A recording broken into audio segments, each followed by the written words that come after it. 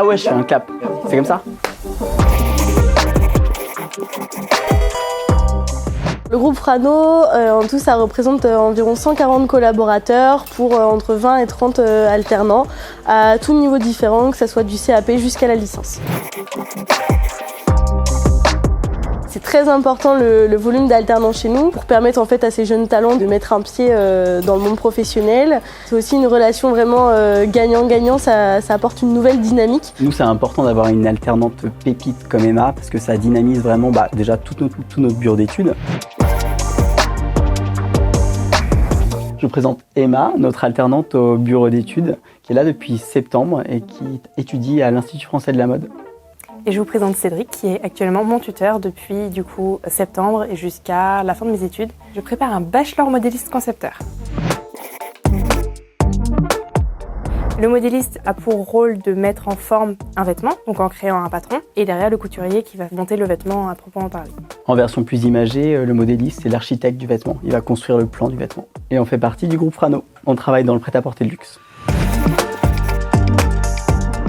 De voir la réalité des choses, parce que c'est vrai que ce qu'on apprend à l'école, c'est pas forcément la réalité. Et là, le fait d'avoir un pied dans le monde du travail, on se rend compte des réels enjeux. Toujours ce conflit avec la théorie et la pratique, et c'est vrai que là, ce diplôme, il est vraiment professionnalisant. Ça nous permet aussi de rentrer dans le monde des adultes plus vite, entre guillemets, puisqu'il y a une autonomie, on apprend à vivre seul et à aller au travail le matin, à ramener de l'argent à la maison et pouvoir faire ses courses, etc. Donc oui, ça rajoute quand même quelque chose.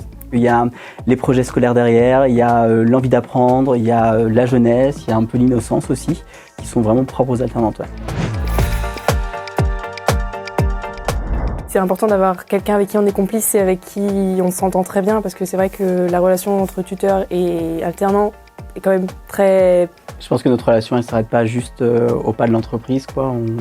On arrive à échanger au-delà de l'entreprise, savoir comment ça se passe en période scolaire, savoir ses attendus, au-delà de vraiment l'entreprise. Un bon tuteur, je pense que c'est quelqu'un qui s'intéresse d'autant à ce qu'on fait au travail et à l'école, qui est là pour apprendre, pour passer du temps, du coup, ce qui est parfaitement le cas de Cédric. Pour moi, un bon alternant, c'est quelqu'un qui va être assez humble pour pouvoir recevoir ce qu'on lui apporte, mais c'est aussi quelqu'un qui va avoir du caractère pour nous apporter des choses et construire ensemble. Et elle rentre dans le profil, elle? Complètement, ouais. Pas juste les personnes qui ont monté le dossier qui ont remporté, c'est vraiment toute l'entreprise sur la politique de recrutement, sur le fonctionnement, sur les tuteurs qui s'investissent chaque jour pour les alternants et les alternants qui s'investissent aussi chaque jour pour l'entreprise. Donc il y a vraiment, c'est vraiment une belle dynamique.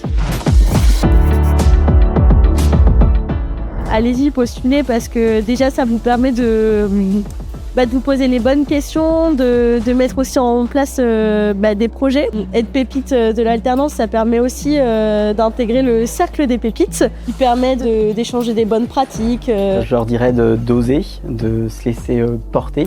Ça peut être que bénéfique pour l'entreprise et personnellement aussi. Faut y aller.